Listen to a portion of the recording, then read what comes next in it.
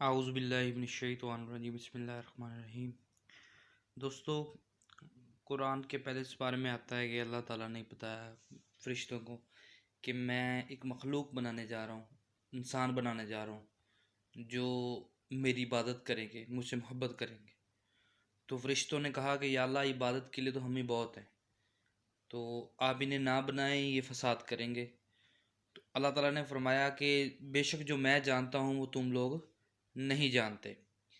इसके बाद अल्लाह ताला ने आदम को तख्लीक किया, आदम को बनाया, और फिर जब उनको कुछ सवालात के जवाबात सिखा दिए, फरिश्तों के सामने लाए, और जब फरिश्तों से पूछा गया तो उनको उनके जवाबात का इल्म ना हुआ।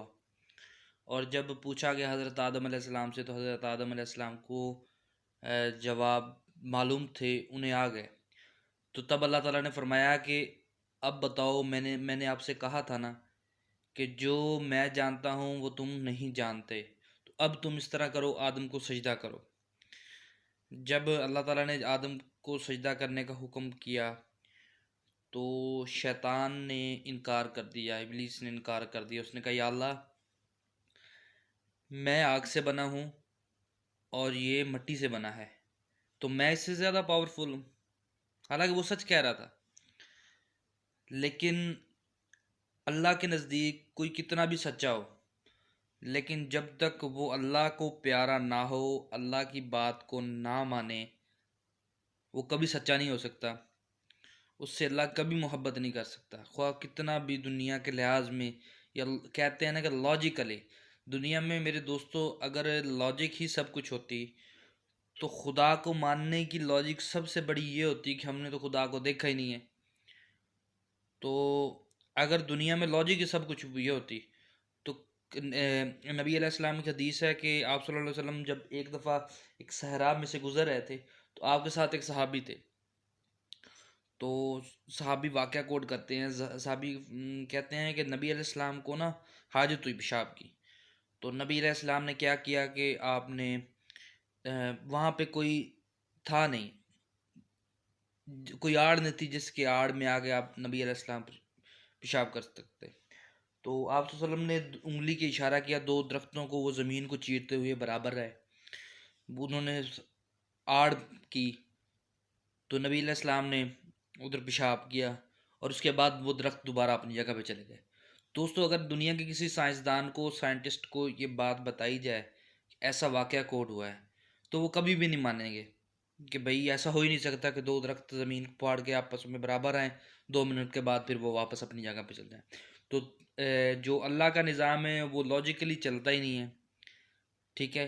और जो फॉर एग्ज़ाम्पल अगर किसी को बताया जाए कि यहाँ से, इस जगह से कोई एक रात में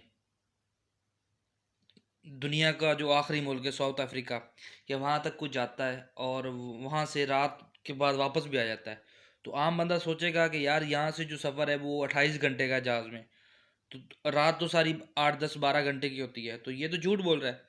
हज़रत अबू बकर सिद्दीक़ के पास एक यहूदी आया, कहता है कि कभी तुमने देखा है कि एक शख्स एक रात में इधर से जाए, वो मिस्र तक सफ़र करके आए? हज़रत अबू बकर सिद्दीक़ ने कहा, नहीं, ऐसा तो हो ही नहीं सकता। तो वो यहूदी कहता है कि जाओ फिर अपने नबी को संभालो, वो कह रहा है कि मैं एक रात में इतना सफ़र करके आया, मेराज हुई है। तो फिर हज़रत अबू बकर सिद्दीक़ नबी अलैहिस्सलाम पर ईमान ला चुके थे, और उनको इस बात का यकीन था कि नबी अलैहिस्सलाम सादिक हैं, अमीन है। तो उन्होंने बताया कि अगर नबी अलैहिस्सलाम फरमा रहे हैं तो वो बेशक सच कह रहे हैं। तो जब शैतान ने कहा ना कि मैं आग से बना हूँ, मैं इसको सजदा क्यों करूँ, तो अल्लाह ताला ने धुतकार दिया, उसको निकाल दिया। तो फिर क्या हुआ कि दोस्तों, दुनिया में अगर किसी बादशाह को कोई इंसान धमकी लगाए कि मैं तेरे सारे बंदे उठा लूँगा, तेरे सारे बंदे अगवा कर लूँगा, तो दुनिया का बादशाह क्या कहता है कि मैं देखता हूँ तो कैसे ही करता है, तेरी ऐसी दी तैसी। क्योंकि उसे क्या लग रहा होता है कि अगर ये मेरे बंदे उठाएगा तो मेरी तो बादशाही दांव पे लग जाएगी, मेरी किस काम की बादशाही होगी, लोग तो मुझ पे तंज करेंगे, बातें बनाएंगे, मेरी तो बादशाही नहीं रहेगी। तो अल्लाह के मामले में ऐसा नहीं है, जो कायनात का बादशाह है। जब शैतान ने निकलते वक्त ये धमकी लगाई ना कि या अल्लाह, तू मुझे अभी निकाल रहा है, मैं यही तेरे बंदे जो बनाए हुए हैं इनको मैं अपनी तरफ खींचूंगा। तो अल्लाह ताला ने ये नहीं कहा कि टेंशन ना लो, मैं इनके साथ हूँ, मैं देखता हूँ तू कैसे करता है। अल्लाह को तो अल्लाह बेनियाज ज़ात है, वो उसकी तो तब भी बादशाही हो कि कोई भी ना हो तो सारे इंसान एक तरफ हो जाएं, वो सब कुछ उठा के जन्नत में डाल दे, सबको उठा के जन्नत में डाल दे, तो उसको तो कोई पूछने वाला नहीं है, वो तो बेनियाज ज़ात है। तो अल्लाह ताला ने ये नहीं कहा कि आप टेंशन लो, मैं आपकी ऐसी तैसी कि अगर आप सबको करना है। अल्लाह ताला ने फरमाया कि जो मेरे बंदे होंगे वो मेरी पैरवी करते होंगे, वो कभी भी तेरे नक्शे कदम पे नहीं चलेंगे। और दूसरी बात अल्लाह ताला ने ये कही कि फिर याद रख, जो भी शैतान तेरी पैरवी करेगा मैं तुझे और तेरे फॉलोअर्स दोनों को उठा के जन्नत में डालूंगा। तो इस बात पे ना करें, मेहरबानी करें कि आप नबी अलैहिस्सलाम की उम्मत हैं। नबी अलैहिस्सलाम ने एक दफ़ा अपनी बेटी हज़रत फ़ातिमा तुज़ारा से फरमाया, नबी अलैहिस्सलाम ने फरमाया कि अपन इस बात पे मत अकड़ना ए फ़ातिमा कि तू रसूलुल्लाह सल्लल्लाहु अलैहि वसल्लम की बेटी है। अगर क़यामत वाले दिन अल्लाह ताला ने तुझे पकड़ लिया तो मैं किसी काम नहीं होगा। तो इस हदीस से ये साबित होता है, ये क्या है कि हज़रत फ़ातिमा तो ज़हरा जो है वो जन्नती औरतों की सरदार हैं। हज़रत इमाम हसन, हज़रत इमाम हुसैन अलैहिस्सलाम की वालदा हैं, हज़रत अली की ज़ौजा हैं, नबी अलैहिस्सलाम की प्यारी बेटी हैं, ठीक है, प्यारी बीवी में से प्यारी बेटी हैं। तो क्या वो नेक नहीं होगी? नहीं। वो क्या था कि उनको जो बात बताई जा रही थी, वो कहते हैं ना पंजाबी में एक मुहावरा है कि आँखां धी नूं सुणावां नूं नूं। वो क्या मुहावरा है कि आँखां धी नूं सुणावां नूं नूं।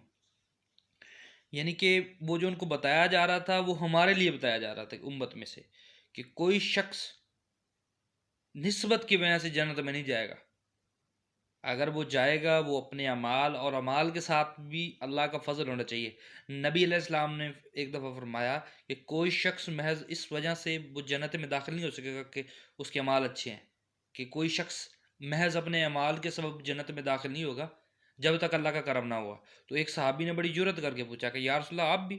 तो आप सल्लल्लाहु अलैहि वसल्लम ने कहा बेशक। तो इस बात पे मत इतराएं, अच्छे अमाल करें।